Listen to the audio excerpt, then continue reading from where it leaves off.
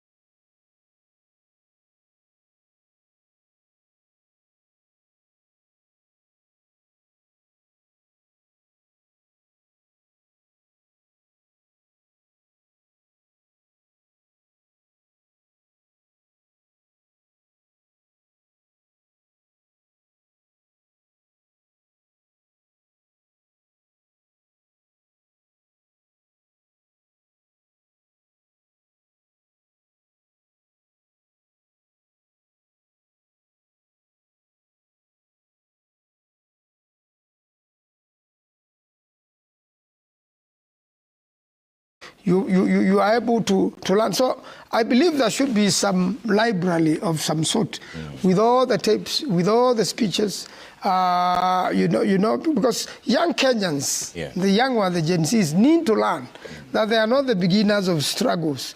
These struggles have been there since 1982, and they need to know, how it has been happening and how it has worked. So there is a lot he leaves to the country, and he has inspired a lot of people not to be intimidated into, accepting the way the government wants things to be done. You may accuse him of almost every time he makes compromises of, almost going back to one-party system, which he fought. Because when you form these coalition, these governments of broad base and national unity and all that, you water down the opposition in the House, and you find now everything which the state wants to do just goes on, and we are almost like in a one-party situation. But he was very clear in his last moments with his political party at Manzoni. He said, look, we have a purpose. And even the conditions he had given the current government to improve on, he had said compensate those who have been killed. And you see, when you have to go back into that, it's a big history. Up to when do you go back for those who have been killed by the brutality of police or the state up to today, and kidnappings and abductions and all those things. There's a lot of work to be done there, and you can see he was still following up that. Although the 10-point agenda did not seem to be achieved at all, you could see that he's making an effort, at least for families whose children have been abducted or killed, be compensated and get justice. for what had happened to them. So I believe this is part of Kenya's history, something you can never delete when Kenya's history is written and when books are written. And we really want him, to be honored by Kenyans, but more important, to pick lessons, from his political life and what he stood for, and that Kenyans continue, so that the Raila ideology of justice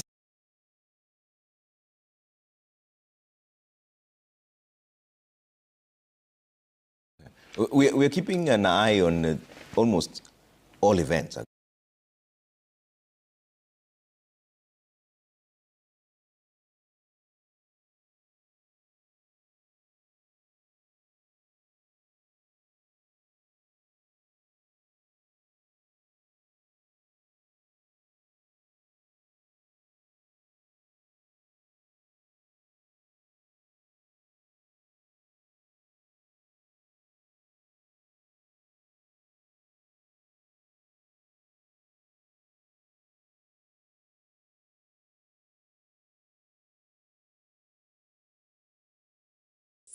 Gari ya Kenya inatembea bila dereva.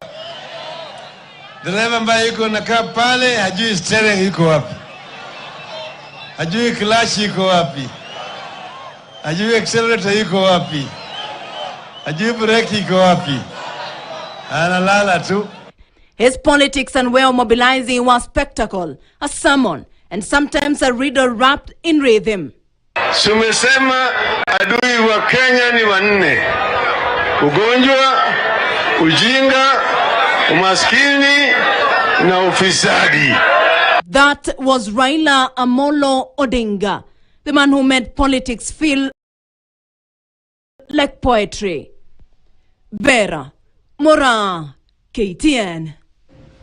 Thank you, Vera, for that report. This as news just in. Tomorrow has been declared a public holiday by Interior Cabinet Secretary Kipchumba Murkomen in honor of former Prime Minister Raila Odinga, who passed on yesterday and whose body is being expected at the Jomo Kenyatta International Airport at around 8:30. And we go back to the airport and touch base with Vera Mora, who has been stationed there from early morning. Good morning, Vera. The last we talked, you gave us a picture of the military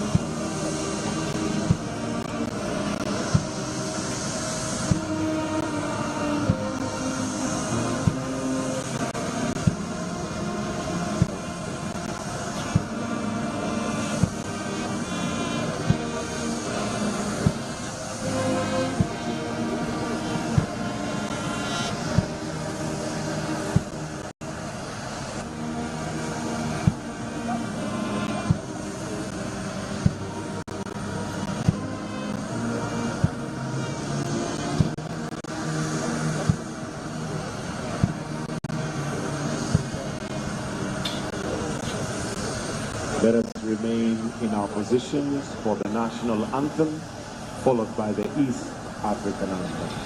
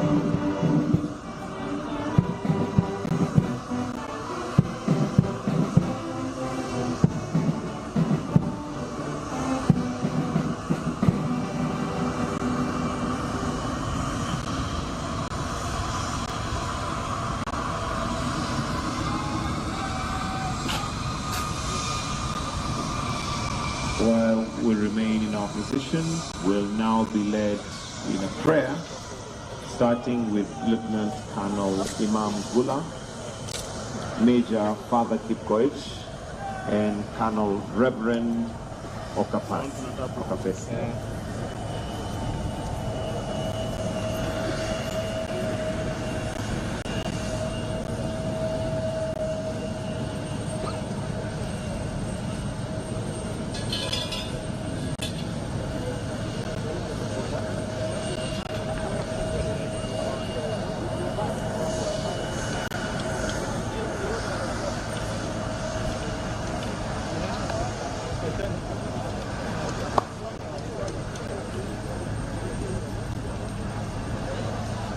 His daughter, having worked together with them.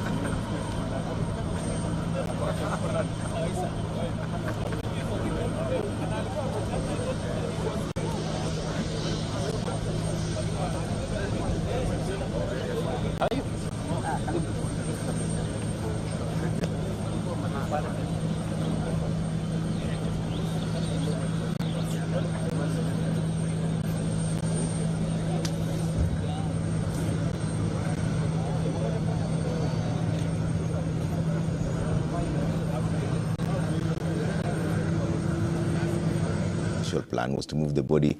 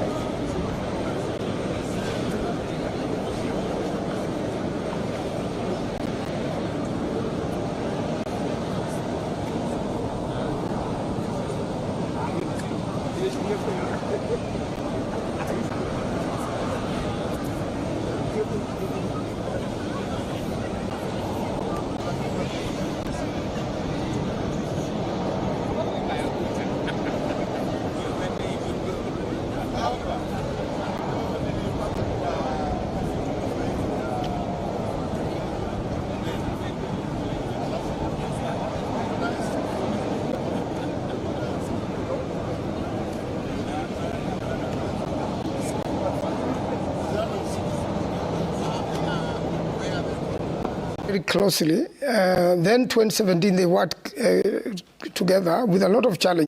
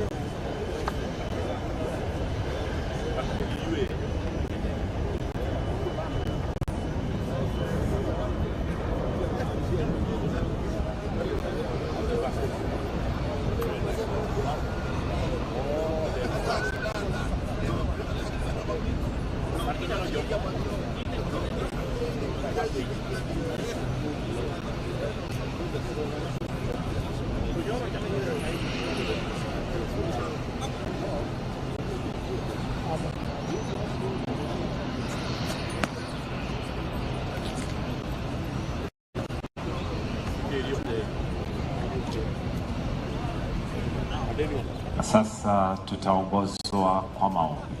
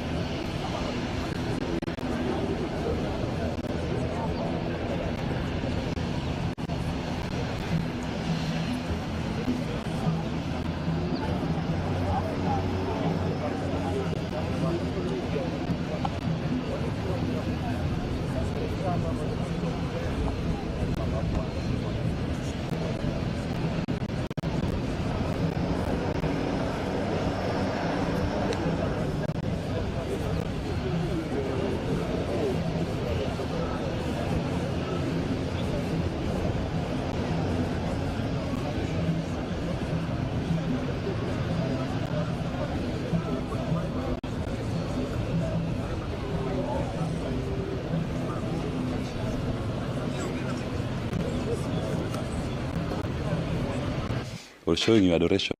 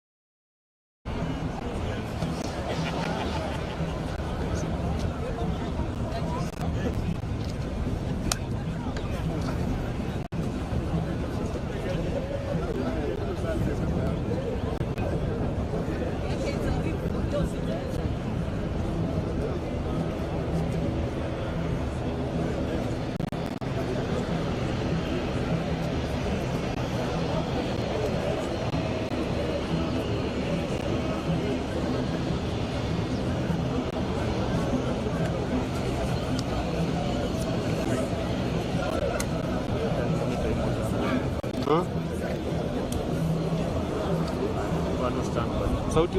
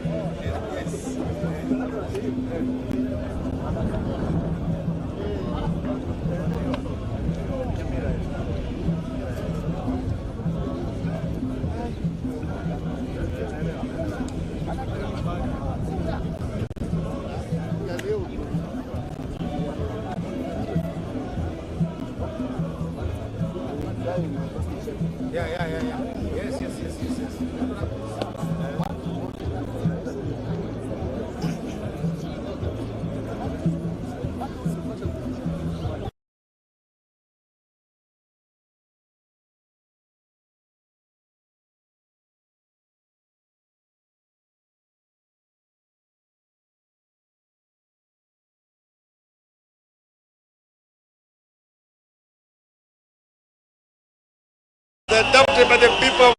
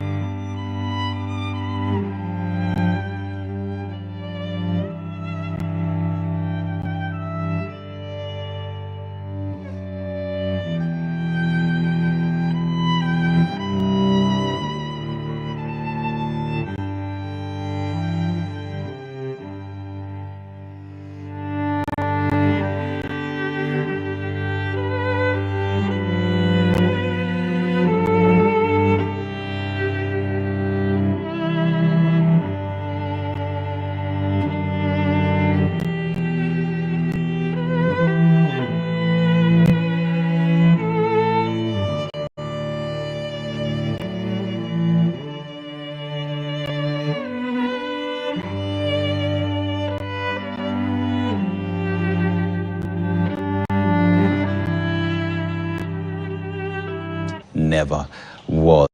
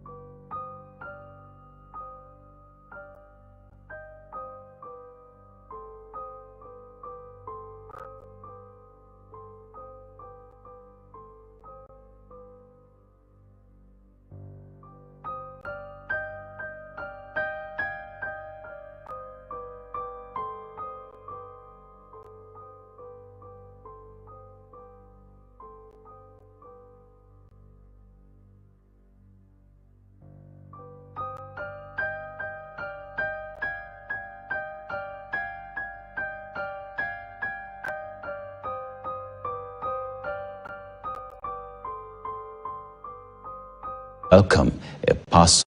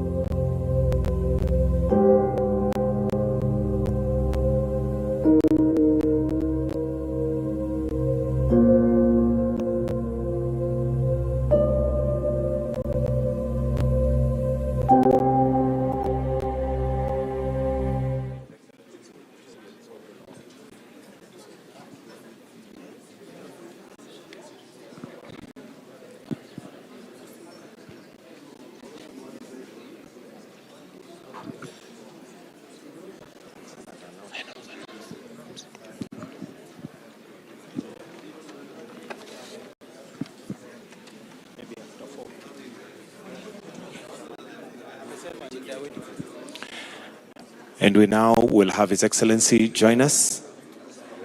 Ladies and gentlemen, His Excellency, the President.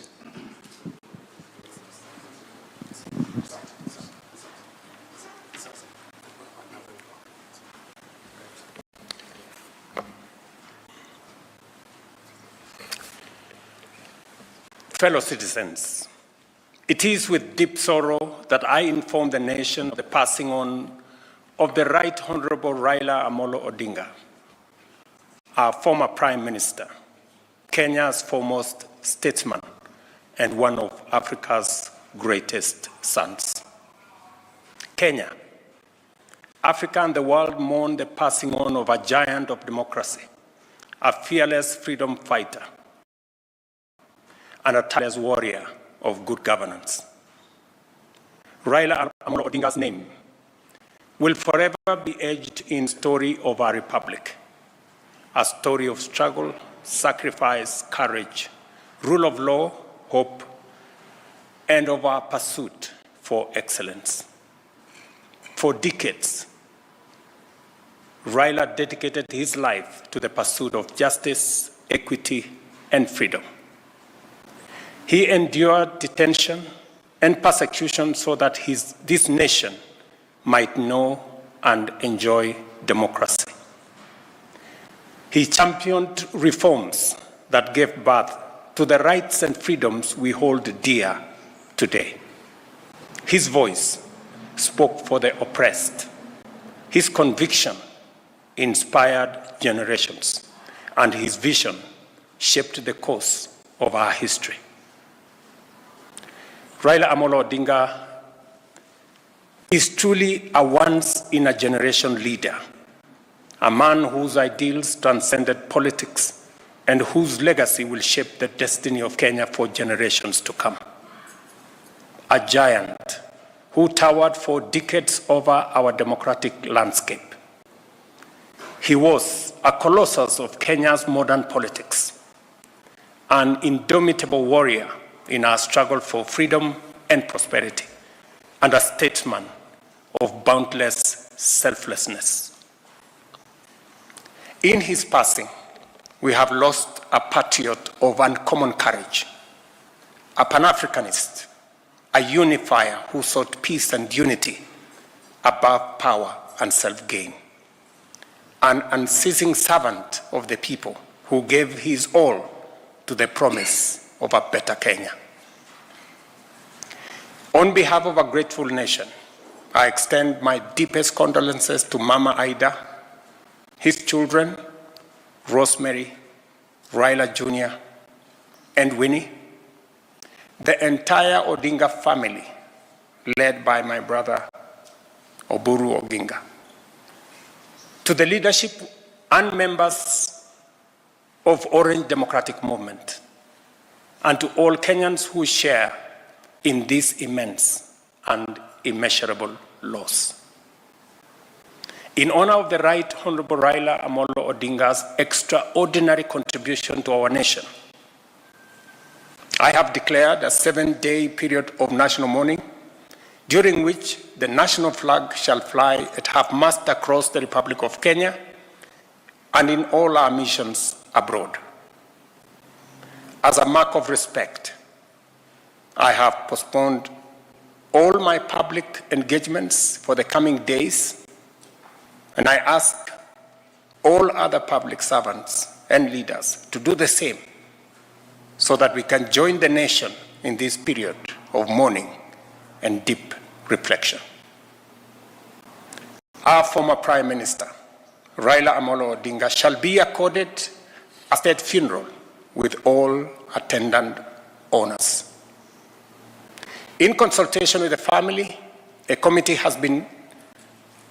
to be co-chaired by the Deputy President, Professor Kithure Kindiki, and the CIS Senator Oburu Odinga, has been set up to coordinate the funeral arrangements. At the same time, the Government of India, at the request of the Government of Kenya, has offered to facilitate the repatriation of the remains of our former Prime Minister. Consequently, a delegation comprising government officials and family members, led by Prime Cabinet Secretary Musalia Mudavadi, is leaving immediately for India to facilitate proper organization in the repatriation of the remains of our brother, the Honorable Raila Odinga. Other members of the delegation are Cabinet Secretaries Kipchumba Murkomen, Hassan Joho, and other ministers, National Assembly Majority Leader Kimani Ichung'wah, Minority Leader Junet Mohammed, and other members of the Odinga family, Jaoko Oburu Odinga.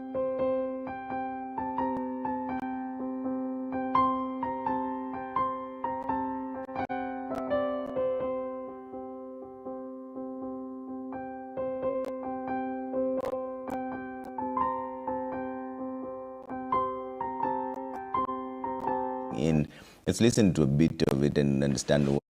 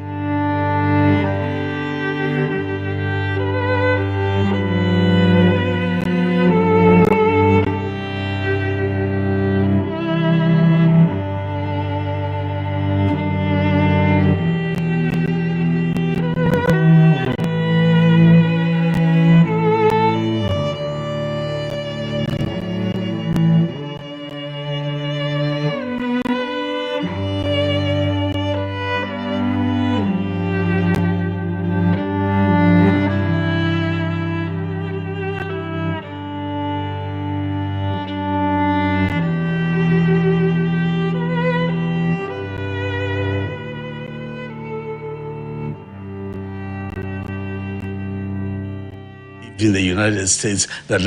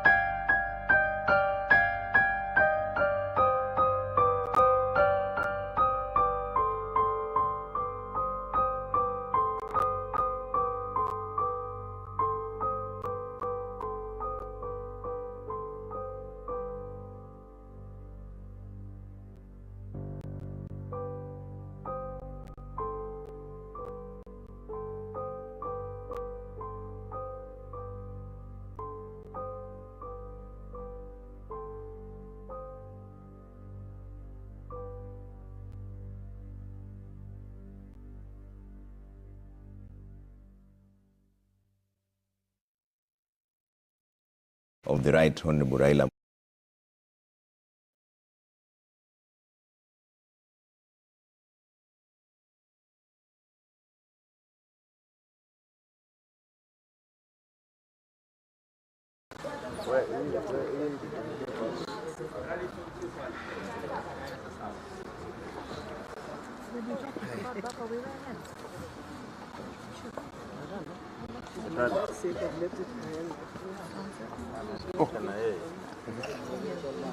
Stand up, bit. You're going to do this, but I will just announce. I can never do that.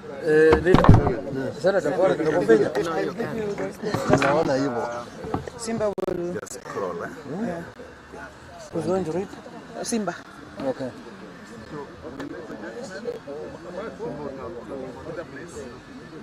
Where is he? So, ladies and gentlemen of the press, are you ready? This has been This has been the neck of the ODM party, National Executive Council of the ODM party that we have held here at Agile this morning. Our resolutions will be brought to us by our deputy party leaders. So I will ask Simba, Governor Simba Arati, our deputy party leader, Governor Abdul Somad, and Senator Sot. Simba. If you could step aside, kidogo tu. Abdul Somad also needs to be here.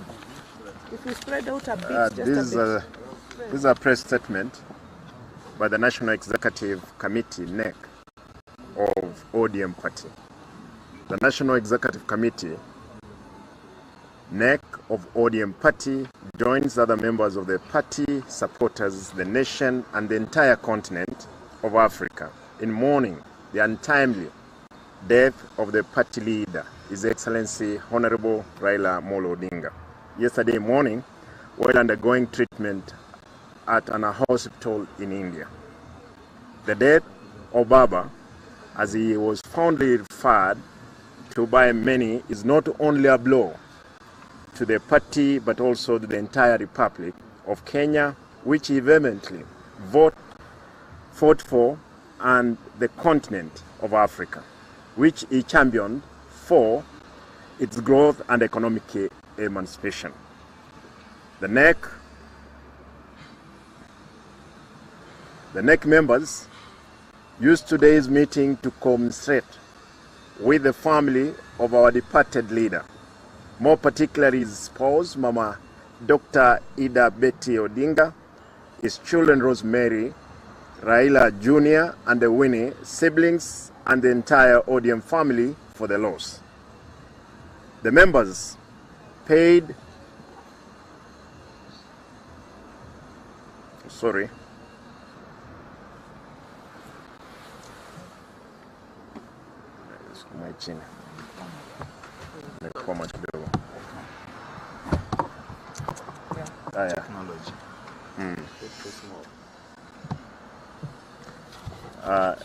these writings are small, therefore. All right.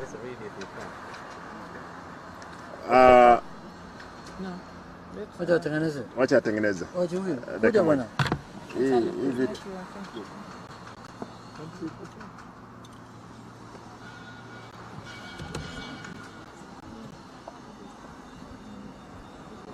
Start. Make it bold. Just increase font size. Because it's all right. Let me read the way it is.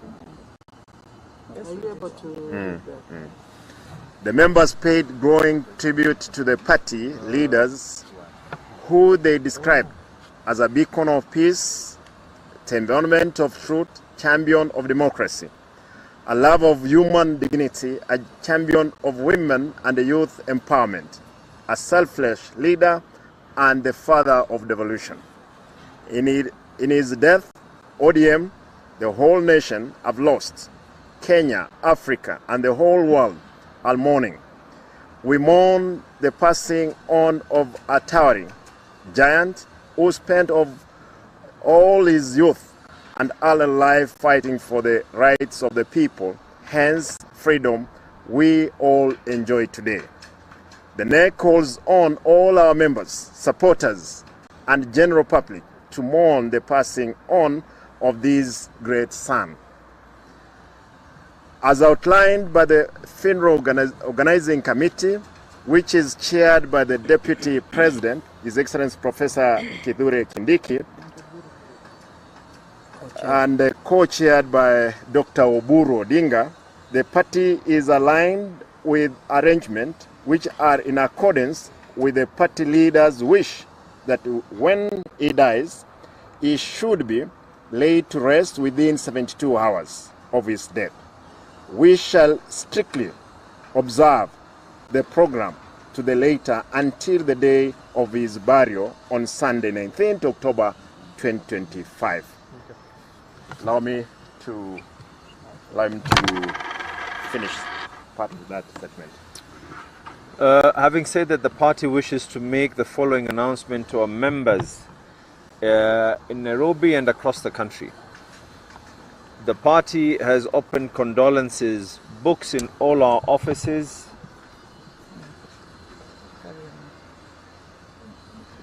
Okay. Why don't you just help us, technology? 1 second.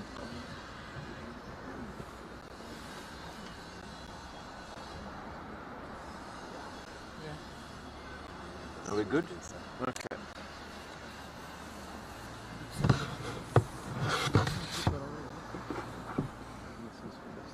The party has opened condolence books in all our offices across the country. Members, supporters, and the general public are free to visit any of the party offices at the county level to sign the condolence book, and in some instances, the governor's offices. The body of our hero will lie in Parliament buildings today for public viewing from 12 to 5 o'clock. We encourage our members and supporters to head straight to Parliament for this event and to avoid Lee Funeral Parlour, which will have very minimal activity. Our respective parliamentary leaders in the National Assembly and the Senate will coordinate members of the parliamentary group and guide them accordingly on the program of events leading to the final day on Sunday, 19th October 2025. Likewise, majority and minority leaders in the county assemblies will do so at their levels. That the ODM remains united, just like it was during the Right Honourable Raila Amolo Odinga's time. We believe in unity of purpose, a stronger democratic party and a party that must live on for many years to come. With this regard, the NEC has designated the Senator of Siaya County, Honourable Dr. Uvoro Odinga, to be the acting party leader until the time that the top party organs will meet and elect a substantive party leader to fit in the big shoes that have been left by our leader. Thank you, and may the soul of our party leader rest in eternal peace. Thank you very much. Thank you. So, do you want to say something? Yeah. Which way is our cast?